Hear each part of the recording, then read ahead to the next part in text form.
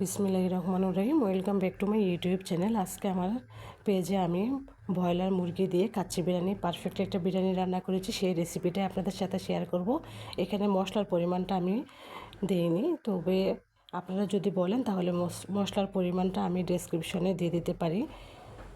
তো আমি বেরেস্তাটা দেখেন খুব সুন্দর করে ভেজেছি আর কালারটাও পারফেক্ট আসছে।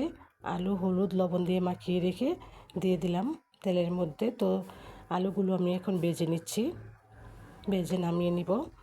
তো পানিটা ঝরিয়ে রেখেছিলাম মাংসের ব্রয়লার মুরগির। তো লবণ দিয়ে দিলাম স্বাদ মতো, আদা বাটা, রসুন বাটা, তো হাতে তৈরি করা এটা গরম মশলা, এটাও হাতে তৈরি করা কাচ্চি মশলা, মরিচের গুঁড়ো হাফ কেজির মতো দিয়ে দিলাম, ফেটানো টক দই, বেরেস্তা, অল্প একটু কাঁচা পেঁয়াজ দিয়ে দিলাম বেরেস্তার তেলটা। আবারও একটু পেঁয়াজ ছিল সেটাও দিয়ে দিয়েছি।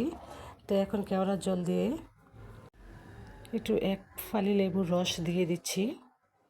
তা হাত দিয়ে সবগুলো উপকরণ আমি খুব ভালো করে মিক্স করে, তো এখানে আমার মনে ছিল না আগে থেকে, তো এটা দিয়ে দিলাম আমি সস, অল্প একটু সস দিয়ে আবারও মাখিয়ে নিয়েছি। যদি এই হাঁড়িতে আমি রান্না করবো সেই হাঁড়িতে, তো এই ম্যারিনেট করা মাংসটা আমি ঢেলে দিলাম।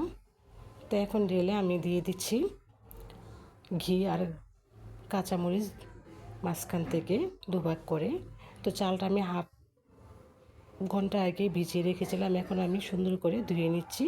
তো পাতিলে আমি গরম পানি বসিয়ে দিয়েছি, তার মধ্যে গরম মশলা লবণ দিয়ে ওই ভিজিয়ে রাখা পানি ঝরিয়ে রাখা চালটা দিয়ে দিলাম। তো দুধের মধ্যে আমি জর্দার রং মিশিয়ে রেখেছি। তো আমি সিদ্ধ করা চালটা ভালো করে দিয়ে এই জর্দার রংটাও দিয়ে দিলাম ওপরে।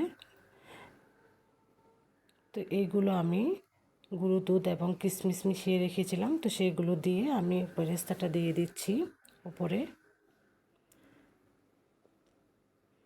এখন আটার একটা ডো তৈরি করে রেখেছিলাম আর পাতিলের সাইডে সেইগুলো ডোগুলো ভালো করে আমি, তো উপরে আমি ঢাকনা দিয়ে দেব দুটো শিলটা দিয়ে আমি 5 মিনিটের মতো হাই হিটে রান্না করি এবং চুলার আঁচটা লোয়ার হিটে একটা লোয়ার তাওয়ার মধ্যে বসিয়ে আমি 1 ঘন্টা রান্না করে দেখেন পাতিলের ঢাকনাটা খুলে দেখালাম, মাশাআল্লাহ অনেক সুন্দর কালার আসছে আর এবং কাচ্চিটাও পারফেক্ট হয়েছে।